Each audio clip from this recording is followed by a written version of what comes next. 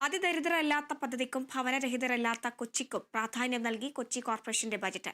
കൊച്ചിയിലെ കൊതുക് നിയന്ത്രണത്തിന് 12 കോടിയും ലഹരിക്കെതിരായ പോരാട്ടത്തിന് 50 ലക്ഷം രൂപയും കോർപ്പറേഷൻ നീക്കിവച്ചിട്ടുണ്ട്. ബജറ്റിൽ പദ്ധതികളുടെ ആവർത്തനം മാത്രമെന്ന് പ്രതിപക്ഷം ആരോപിച്ചു. 1206 കോടി 60 ലക്ഷത്തി 518 രൂപ വരവും 943 കോടി 64 ലക്ഷത്തി 45,800 രൂപ ചെലവും 242 കോടി 36 ലക്ഷത്തി 14,818 രൂപ നീക്കിയിരിപ്പുമുള്ള ബജറ്റാണ് deputy mayor K A Ansiya അവതരിപ്പിച്ചത്. കൊച്ചിയിലെ കൊതുക് നിയന്ത്രണത്തിന് ഈ ബജറ്റിൽ പ്രധാന പരിഗണന നൽകിയിട്ടുണ്ട്. ഇതിനുവേണ്ടി കോർപ്പറേഷൻ 12 കോടി രൂപ ചെലവഴിക്കും. നിലവിലുള്ള കൗൺസിലിന്റെ 5ാമത്തെയും അവസാനത്തെയും ബജറ്റാണ് നടന്നത്.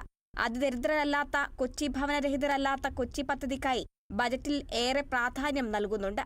അതിദരിദ്ര വിഭാഗങ്ങളിലെ എല്ലാ കുടുംബാംഗങ്ങളുടെയും സുരക്ഷയും സംരക്ഷണവും കൊച്ചി കോർപ്പറേഷൻ ഏറ്റെടുക്കുമെന്നും ബജറ്റിൽ വ്യക്തമാക്കിയിട്ടുണ്ട്. ഭവനരഹിതരല്ലാത്ത കൊച്ചി പദ്ധതിക്കായി ബജറ്റിൽ 20 കോടി രൂപ നീക്കിവച്ചിട്ടുണ്ട്. എല്ലാവർക്കും പട്ടയം നൽകുന്ന പദ്ധതിയും ബജറ്റിൽ ഇടം പിടിച്ചു. കുടിവെള്ളം, മലിനജല സംസ്കരണം, പഠന കേന്ദ്രങ്ങൾ, മാലിന്യ നിർമ്മാർജ്ജനം, കനാൽ ശുചീകരണം എന്നീ പദ്ധതികൾക്കും ബജറ്റിൽ പ്രാധാന്യം ലഭിച്ചിട്ടുണ്ട്. മുൻ ബജറ്റുകളുടെ തനിയാവർത്തനമാണെന്നും സാധാരണ ജനങ്ങൾക്ക് വേണ്ടി ഒരു പ്രഖ്യാപനവും ഉണ്ടായിട്ടില്ലെന്ന് UDF കുറ്റപ്പെടുത്തി.